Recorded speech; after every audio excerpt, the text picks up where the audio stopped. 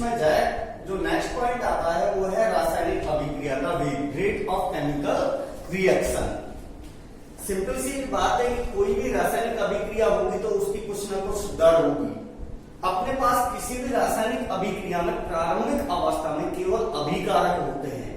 अभिकारक धीरे धीरे आपस में क्रिया करके बेटा उत्पादों में परिवर्तित होते हैं, तो उसको अपन कहते हैं अभिक्रिया की दर या वेग। यानी कि अपन ये कह सकते हैं बेटा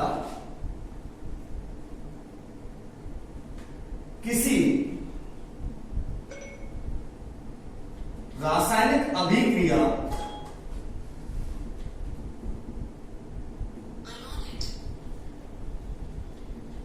में उत्पादों अथवा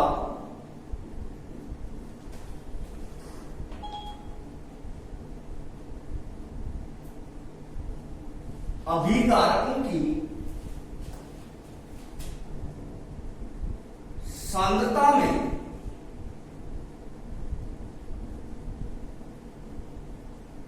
परिवर्तन की दर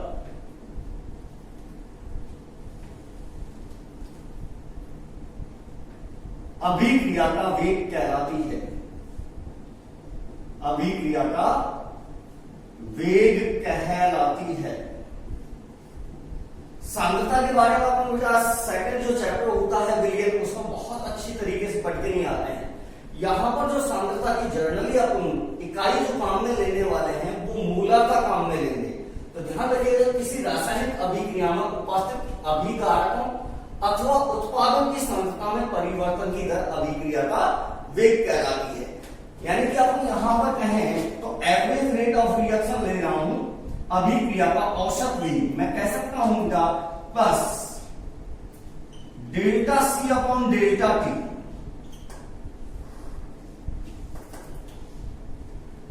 जहां अपन बात करें तो आर एवरेज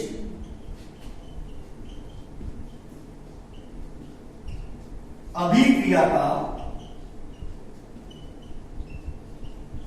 औसत वेग का एवरेज रेट ऑफ रिएक्शन है, delta C change in concentration यानी कि सांद्रता में परिवर्तन का,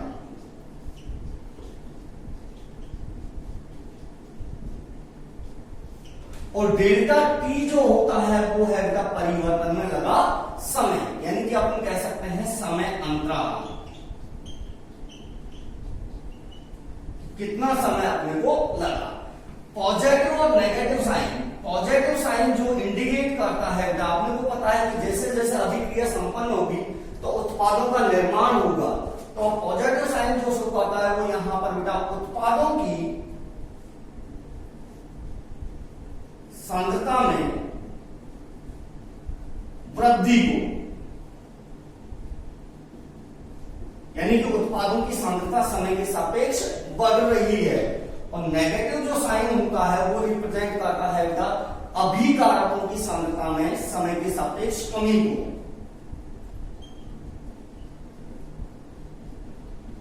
अभिकारकों की सांद्रता में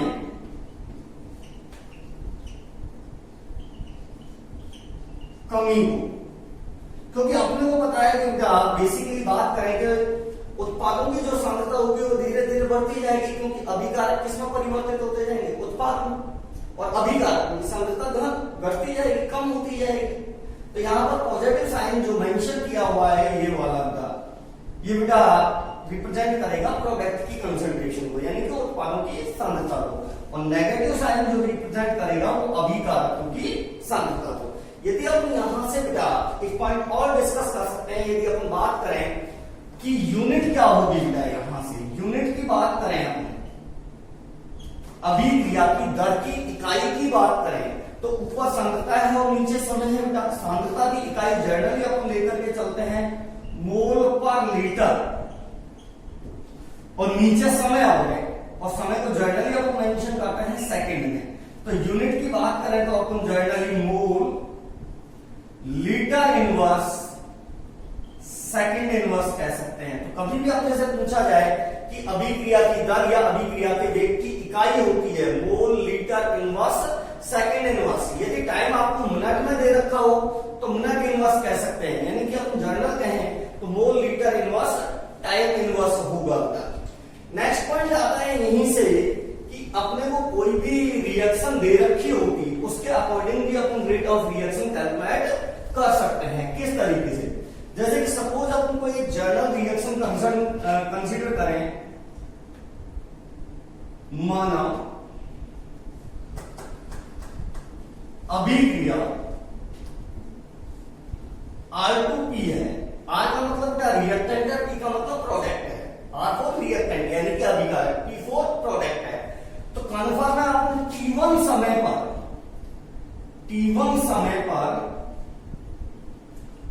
अभिकारकों की सांद्रता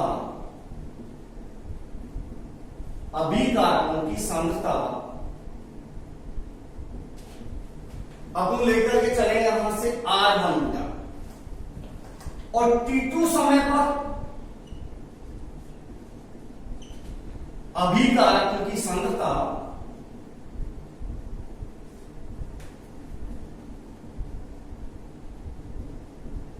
मान करके चले बेटा R2।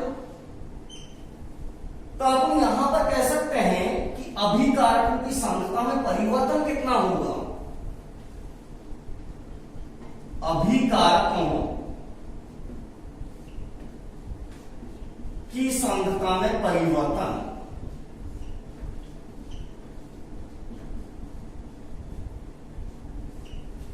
कन्फर्म है बेटा अंतिम माइनस प्रारंभिक करने वाले, अंतिम का मतलब T2 टाइम पर। तो R2 माइनस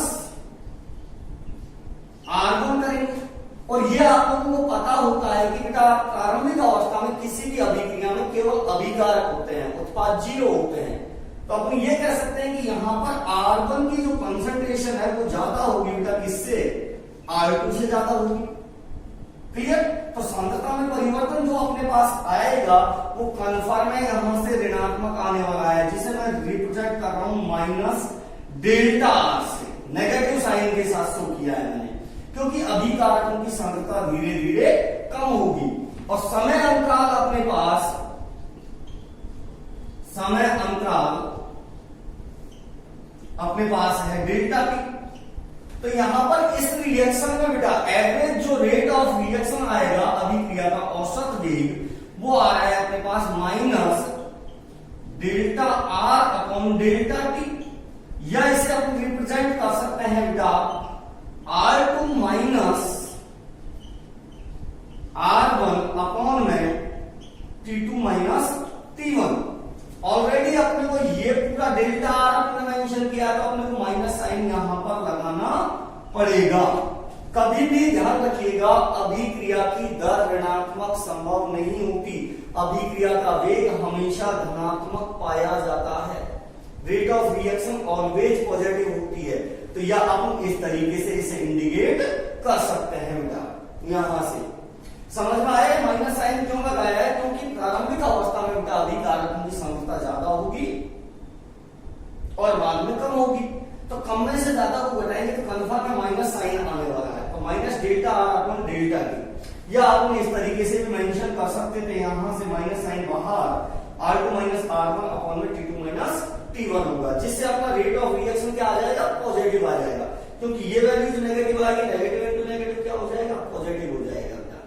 डेल्टा की जो वैल्यू जाएगी वो नेगेटिव आने वाली है, तो नेगेटिव नेगेटिव क्या हो जाएगा, पॉजिटिव हो जाएगा। तो अभिक्रिया की दर हमेशा क्या रहेगी, पॉजिटिव रहेगी। सपोज अपन यहां पर उत्पादों के सापेक्ष बात करते हैं तो कुछ इस तरीके से आप उसकी भी बात करते हैं, देखिएगा। लेकिन उससे पहले अपन इसका ग्राफीय निरूपण की बात करें, ग्राफिकल।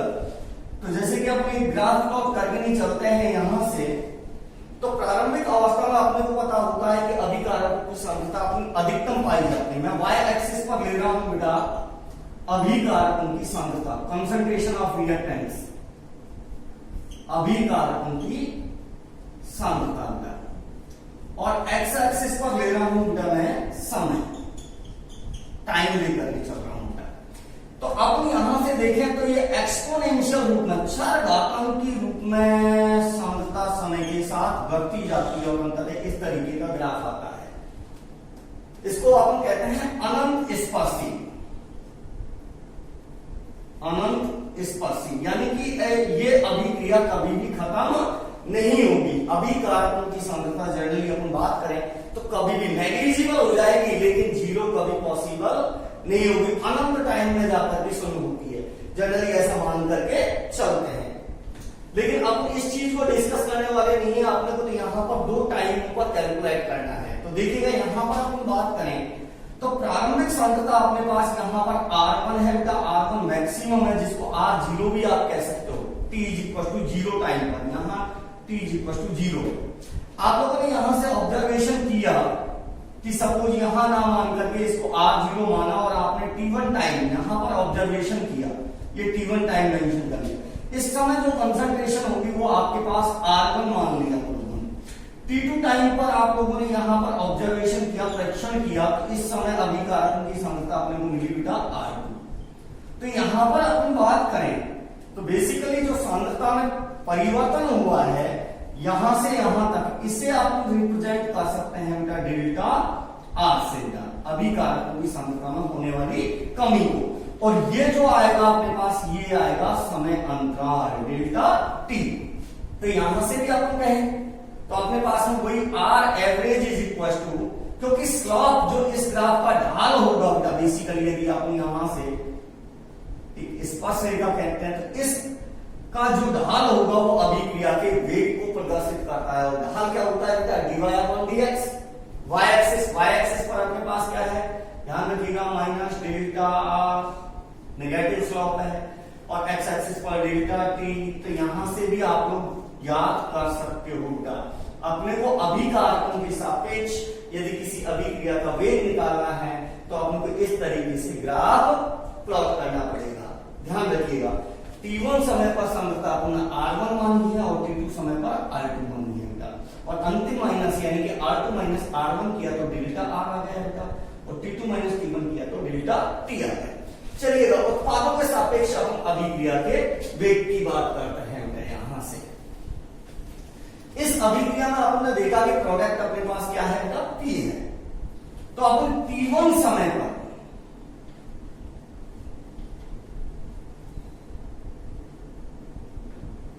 उत्पादों की सांद्रता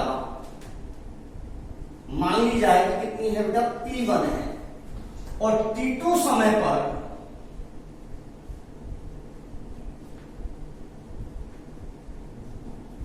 उत्पादों की सांद्रता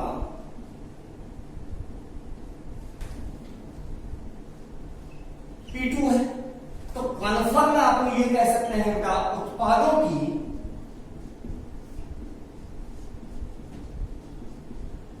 सांद्रता में परिवर्तन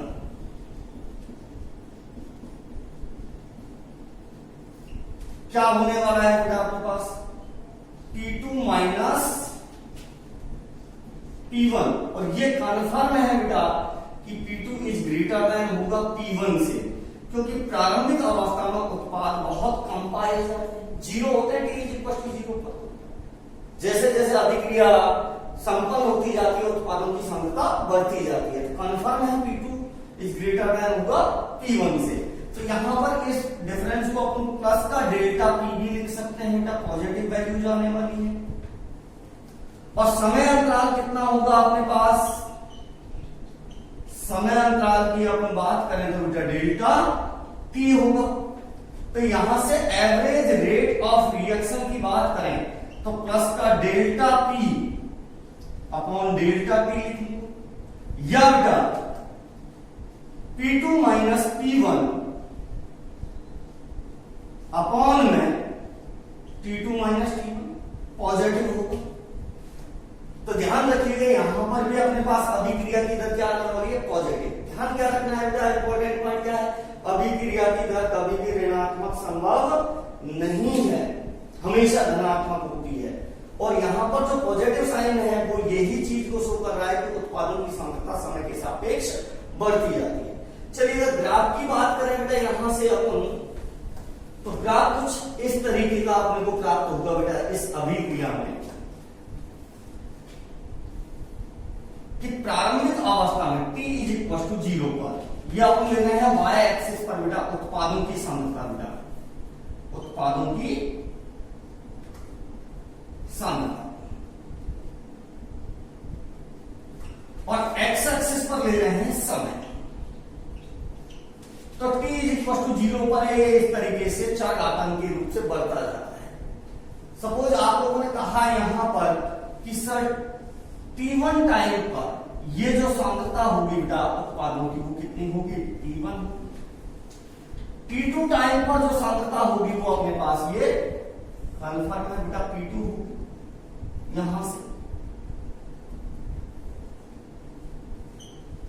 यहां से जो कंसंट्रेशन में ये वाला डिफरेंस है ये कन्फर्म अपने पास डेल्टा p होगा, और ये समय अंतराल अपने पास डेल्टा t होगा। तो अब भी अपन कहेंगे यहां पर जो अपन स्लॉप ढाल होगा स्पर्शरेखा जो खींची उसका जो ढाल होगा वो किसको प्रदर्शित करेगा, अभिक्रिया के वेग को dy अपॉन dx। तो अपन यहां से भी कह सकते हैं कि r average is equal to बेटा plus delta p upon delta t, यानी कि सांद्रता में परिवर्तन बटे में परिवर्तन में लगा समय। अब कई बार यहां से एक क्वेश्चन आता है कि अभिक्रिया का वेग, अभिक्रिया का वेग और समय के मध्य जो ग्राफ आता है वो किस प्रकार का ग्राफ आता है बेटा, अभिक्रिया का वेग और समय के सापेक्ष। तो देखिएगा यहां पर मैं लिख दे रहा हूं, जो वक्र है अपने पास ग्राफ है वो y एक्सिस पर आप ले रहे हैं रेट ऑफ रिएक्शन, अभिक्रिया का वेग का। कोई अनुत्क्रमणीय अभिक्रिया ले लेते हैं और ये समय यहां पर, तो यहां पर इनिशियल कंडीशन में बेटा अभिक्रिया का वेग अधिकतम पाया जाता है, मैक्सिमम होता है, क्योंकि रिएक्टेंट 100% होते हैं t इक्वल टू 0। जैसे जैसे अभिक्रिया संपन्न हो जाती है चरघातांकीय रूप से अभिक्रिया का वेग बढ़ता जाता है और ये इस तरीके से चलता जाता है। प्रारंभिक अवस्था में देखिएगा यहां पर अपन बात कर रहे हैं प्रारंभिक अवस्था में, प्रारंभिक अवस्था में अभिक्रिया के वेग में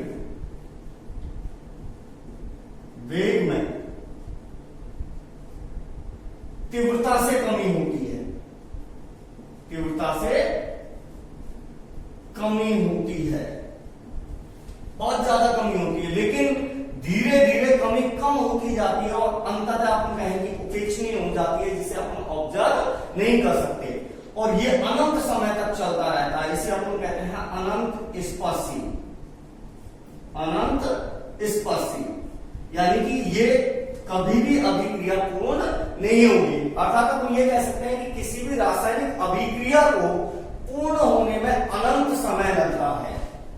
अर्थात किसी रासायनिक अभिक्रिया को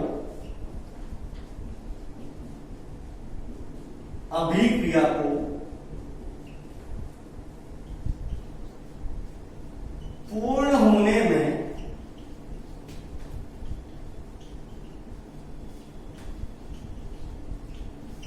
अनंत समय लगता है, इन्फिनिटी टाइम लगता है। कभी भी कोई भी रासायनिक अभिक्रिया पूर्ण नहीं होती है बेटा। तो ये आपने देखा किसी भी रासायनिक अभिक्रिया के लिए अभिक्रिया की दर, यदि अपने को रिएक्टेंट और प्रोडक्ट गिवन है तो अपन किस तरीके से याद कर सकते हैं बेटा। एक नेक्स्ट पॉइंट इसमें आता है बेटा कि अभिक्रिया के वेग और अभिक्रिया की रस समीकरण में संबंध। अभिक्रिया के वेग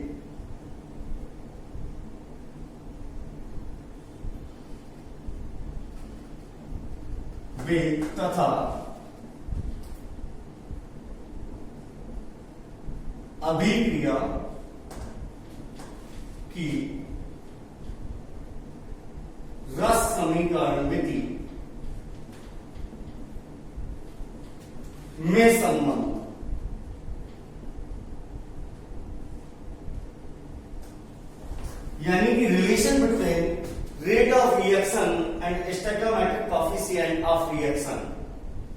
देखिएगा अपन जनरली मान करके चलेगा, माना रासायनिक अभिक्रिया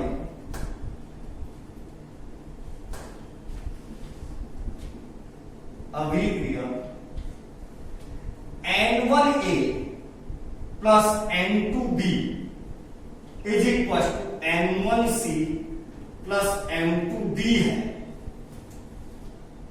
यानी कि यहां पर बेटा जो A और B है वो अपने पास रिएक्टेंट है, ये अभिकारक है A और B। उत्पाद है वो C और D है, और A के आगे जो लगा हुआ है बेटा N1 वो अभिकारक A का रस समीकरणिति गुणांक है बेटा, यानी कि मोलों की संख्या को प्रदर्शित कर रहा है। यहां पर मोल भी कह सकते हैं हम। B के आगे जो लगा हुआ है N2 वो अभिकारक B का रस समीकरणिति गुणांक है। C के आगे जो लगा हुआ है N1 वो उत्पाद C का रस समीकरणिति गुणांक है, और D के आगे जो लगा हुआ है वो उत्पाद D का रस समीकरणिति गुणांक है। तो अपन कभी भी दो चीजें यहां से, पहली बात अपन बात करें कि अभिकारक धीरे धीरे अभिक्रिया में खत्म होते जाएंगे, विलुप्त होते जाएंगे, नष्ट होते जाएंगे और उत्पाद बनते जाएंगे।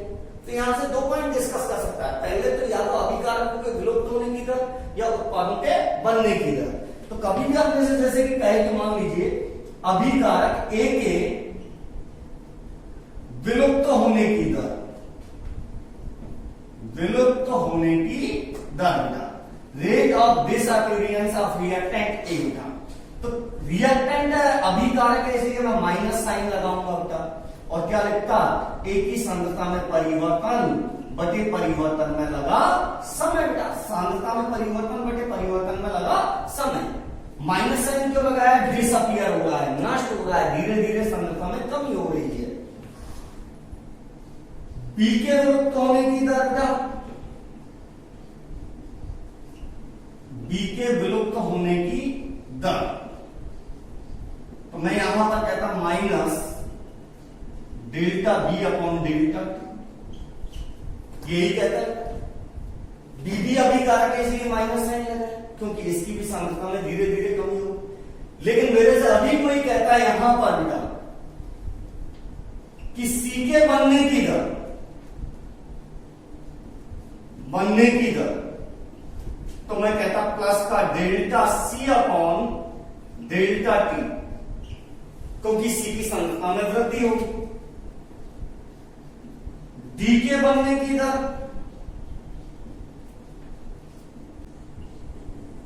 प्लस का delta D upon delta T, उत्पादक सांद्रता में धीरे धीरे। तो कभी भी ध्यान रखिएगा, बनने या विलुप्त होने की दर की बात कर रहा है तो मैंने अभिक्रिया के रस समीकरण जो गुणांक है, स्टोइकियोमेट्रिक कोएफिशिएंट है, उनका उपयोग नहीं किया है। लेकिन यदि मेरे से कोई कहता कि अभिक्रिया के वेग की बात करनी है, तो ध्यान रखिएगा मैं यहां पर एक लाइन लिख दे रहा हूं रेड कलर से। अभिक्रिया का वेग, अभिक्रिया का वेग एक मोल के लिए ज्ञात किया जाता है, एक मोल के लिए ज्ञात किया जाता है, अर्थात प्रति मोल ज्ञात करते हैं बेटा। अब देखिएगा अपन बात करें यहां पर कि अभिक्रिया के वेग का सूत्र क्या होगा? अभिक्रिया का वेग, तो यहां पर अपने पास दो अभिकारक है और दो उत्पादक, दोनों के सापेक्ष हम ज्ञात कर सकते हैं। कुछ नहीं करना बेटा, जो बनने या विलुप्त होने की दर है उनमें अभिक्रिया रस समीकरणिति गुणांक का भाग देना है, उनसे डिवाइड करना है। मान लीजिए मैं कह रहा हूं कि N1 मोल थे मेरे पास A के, देख लीजिए जो रस समीकरणिति गुणांक है वो मोल है। N1 मोल के विलुप्त होने की दर कितनी है बेटा? Minus delta A upon delta T। तो एक मोल के विलुप्त होने की दर कितनी होगी? N1 की इतनी है तो एक की कितनी होगी? N1 से भाग दे दूं तो A के सापेक्ष दो अभिक्रिया की दर या वेग आएगा, वो आएगा minus 1 upon N1 delta A upon delta T। मैंने कुछ नहीं किया, A के विलुप्त होने की दर में उसके रस समीकरणिति गुणांक से भाग दे दिया, तो मेरे पास A के सापेक्ष अभिक्रिया की दर आ गई। B के सापेक्ष बात करूं तो मैं कहता कि N2 मोल के विलुप्त होने की दर है delta B upon delta T. तो एक मोल के विलुप्त होने की दर कितनी हो जाएगी बताइए, माइनस का 1 upon n2 delta B upon delta T. इसी तरीके से सी के सापेक्ष हम बात कर सकते हैं कि m1 मोल के बनने की दर है बेटा प्लस का delta C upon delta T. तो एक मोल के बनने की दर कितनी होगी, प्लस का 1 upon m1 delta C upon delta T. इसी तरीके से हम डी के सापेक्ष याद कर सकते हैं जहां m2 मोल के बनने की दर है प्लस का delta T upon delta D upon delta T. तो एक मोल के बनने की दर प्लस का 1 upon m2 delta D upon delta T का। अब ध्यान रखेंगे यहां पर मैंने एक पॉइंट कहा है कि ये बराबर के साइन लगाएं। अब अभिक्रिया का वेग चाहे ए के सापेक्ष याद कीजिए, चाहे बी के सापेक्ष याद कीजिए, चाहे सी के सापेक्ष याद कीजिए, चाहे डी के सापेक्ष, सभी के सापेक्ष अभिक्रिया की दर या वेग एक समान प्राप्त होगा। तो अपने यहां पर ध्यान एक ही पॉइंट रखना है कि किसी भी रासायनिक अभिक्रिया में बेटा जो बनने या विलुप्त होने की दर है बेटा उनमें केवल अपन रस समीकरण गुणांकों का भाग दे दें तो अपने पास अभिक्रिया की दर या वेग आ जाती है। जैसे कि फॉर एग्जाम्पल मैं एक रासायनिक अभिक्रिया ले लेता हूं यहां से,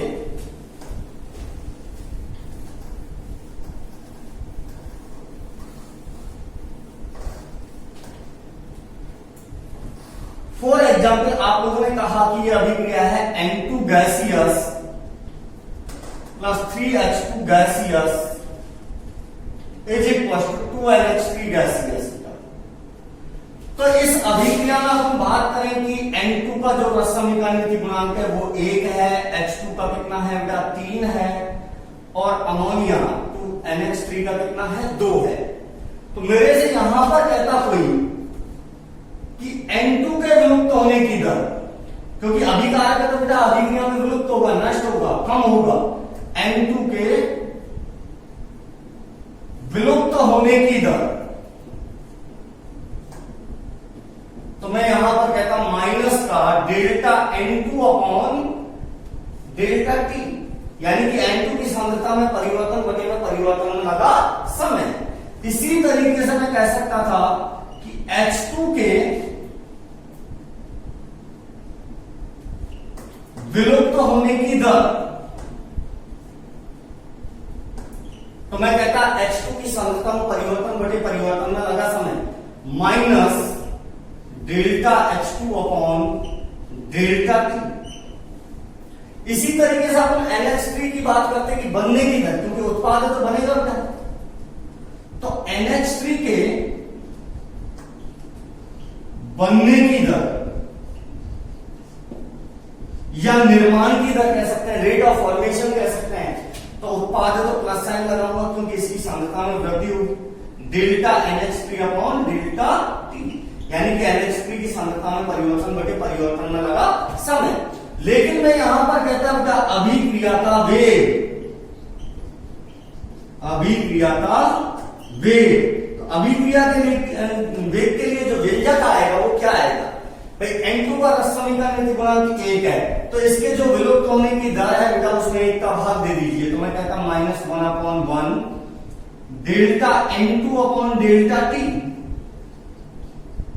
यहां पर H2 के सापेक्ष यदि आप कहते हैं अभिक्रिया की दर क्या होगी, तो H2 का रस समीकरण गुणांक 3 है, 3 से भाग दे देता बेटा मैं, माइनस का delta H2 upon delta T 1/3, 3 से भाग दे दिया हमने। इसी तरीके से मैं कहता NH3 के सापेक्ष अपने को अभिक्रिया की दर चाहिए, तो NH3 का रस समीकरण गुणांक है 2, तो प्लस का 1/2 delta NH3 upon delta T.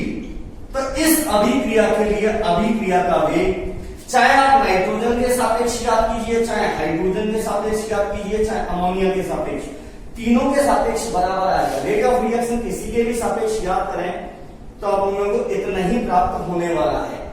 Clear? Next जो क्लास होगी उसमें अपन डिस्कस करेंगे इसके न्यूमेरिकल्स।